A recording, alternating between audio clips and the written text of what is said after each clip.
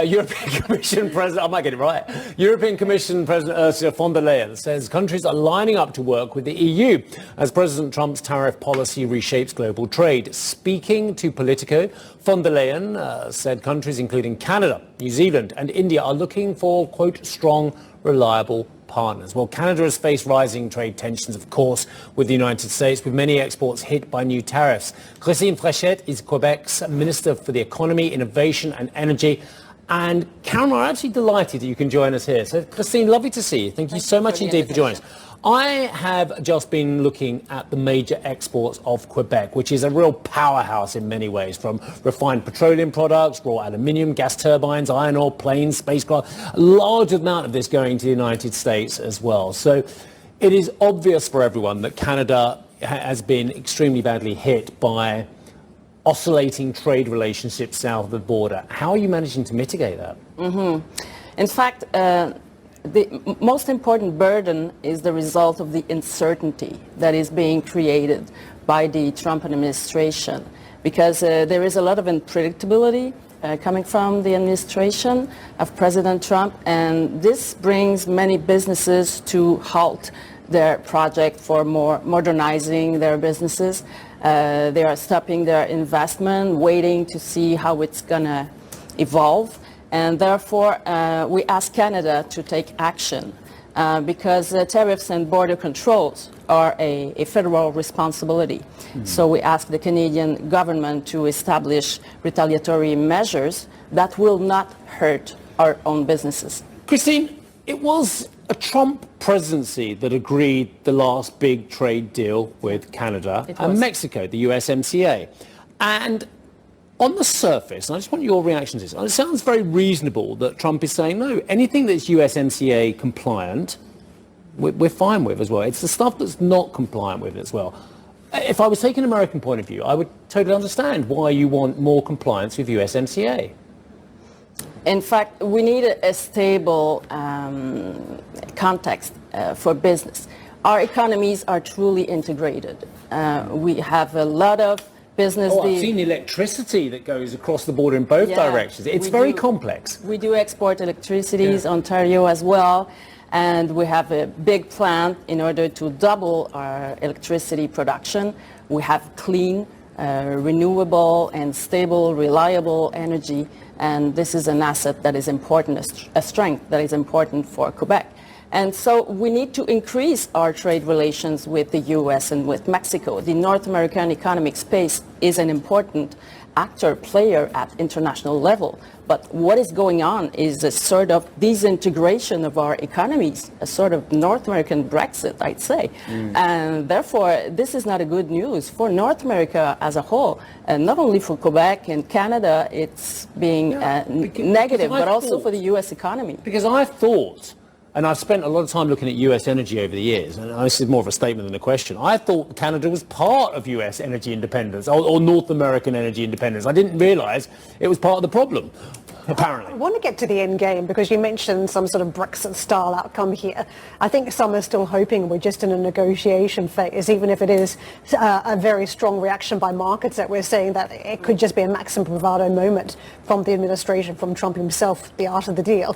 Is that the case? Are you still hopeful that there could be a way out of all of this?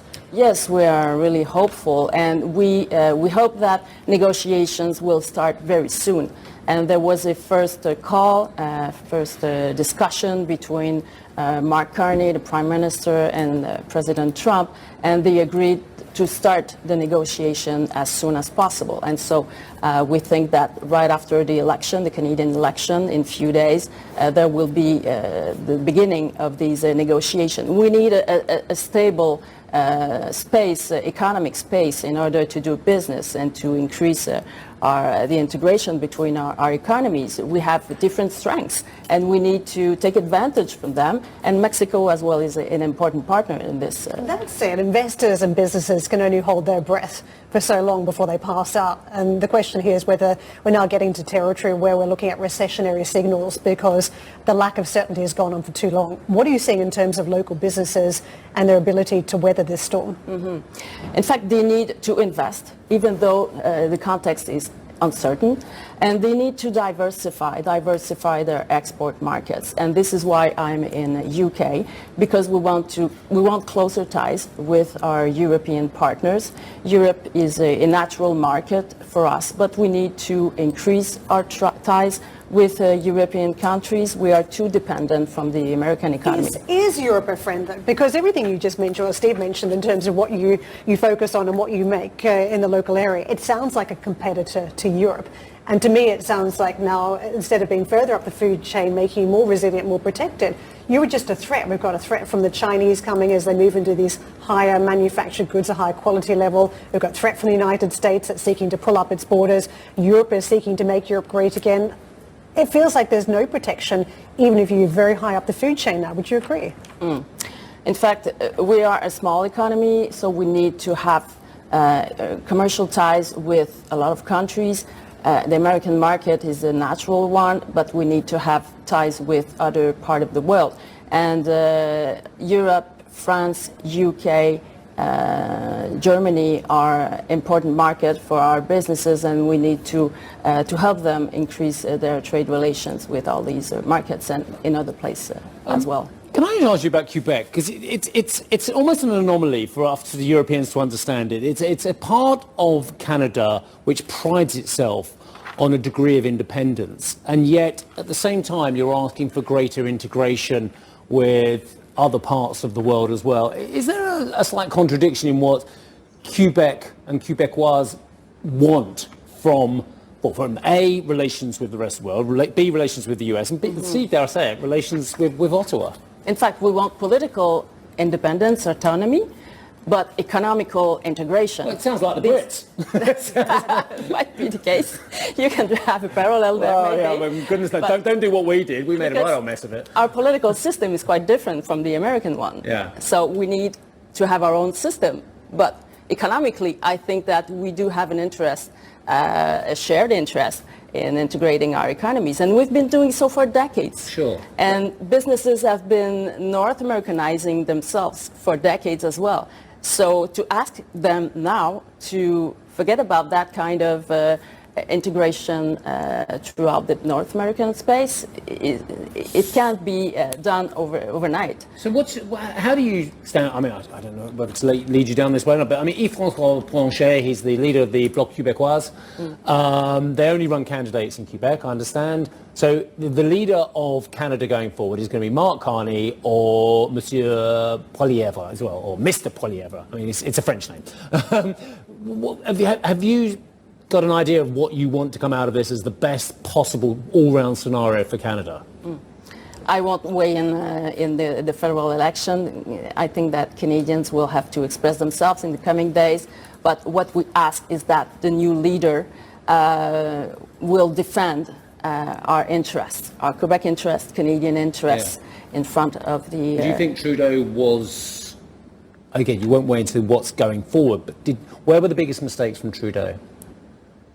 I would not say that there was a mistake, but I think that economy is now front and central. Yeah. And it wasn't necessarily the case during the last years, and it has to be now. So we need someone who will defend our economic interest and political autonomy as well. You are a politician that was beautifully handled. You say defend, which suggests a very strong stance.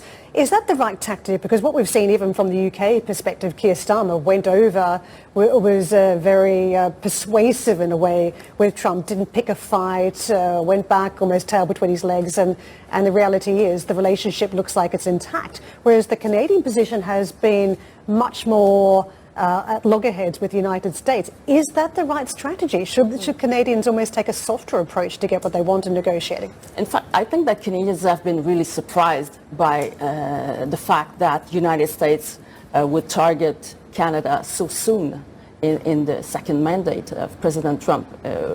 I think that most Canadians would have thought that China would have been the first target instead of Canada. And this was part of a big surprise. But I think that the first call between Mark Carney, the Prime Minister, and President Trump went well.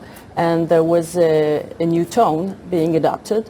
And it sends me the message that things should go forward in a different way should he be elected next week, or if Mr. Poilievre is elected to say as well. that the relationship with the United States needs to be fundamentally reimagined, and actually the old relationship with the US, integration of the economies, tight security, deepened military cooperation. Mark Carney to say that's over. I know Mark Carney. I've met him many times. Karen has as well. And he's a tough cookie as well. We've seen him at the Bank of Canada. We've seen him at the Bank of England as well. Is that the right kind of language when you're trying to actually build up a relationship with your closest trading partner? I think that the Trump administration has adopted an attitude sending the message that we have to redefine our relationship. And so we are answering that, okay, if this is what you want, we hope to have a lot of continuity when compared to what was being implemented before. But I think there's a new thinking, a new way of thinking that needs to be applied. Where will it lead us? We will see. But on our side, we need to diversify our trade relations because we have put a lot of eggs in a single basket, I'd say. I mentioned eggs to the Americans. Please don't do that. To that point around the continuity, there was this North American supply chain in recent years where there were sort of tentacles that would stretch across to Canada, to Mexico, to draw product back into the United States. Do you think those arms have now been cut off, that it really is just going to be internal borders only for those international manufacturers? Have you seen a change in terms of that perception already? It remains to be seen. We will see what happens. But one thing is clear for me is that no presidential decree create forests ready to harvest. No presidential decree can open a new aluminum smelter overnight or create an aerospace expertise. And so our strengths are still of interest for the U.S. economy, and Mexico's strengths are also of interest, or remains an interest for the American economy. And so we have a shared interest to work closely together, and this won't change overnight.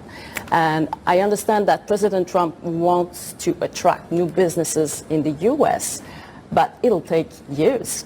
Yeah. But while the negative impact of his decision and tariffs are being felt right now and in the coming months and coming years. So there seems to be a disconnect between the moment where the benefits of his action will be felt and the moment where the negative impacts will be felt on the American economy. Christine, it's been lovely to speak to you. Thank you so much for Thank you joining for the Karen and invitation. myself. And yes, I will redress the fact that I've only been to other parts of the country and I haven't actually been to Quebec yet. But I was just looking at the most obvious point on the world, and it's when's the best time to visit Quebec? And it's the fall as ever, isn't it? Everyone always talks about the fall. Summertime, winter, if you like ski, but carnival. let me know if you come and I'll make you... hands up for the winter I'll make trip. sure you have a tour of Montreal City. Christine, lovely to see you. Thank you so much for joining us. Christine Fréchette, who is the Minister for Economy, Innovation and Energy in Quebec.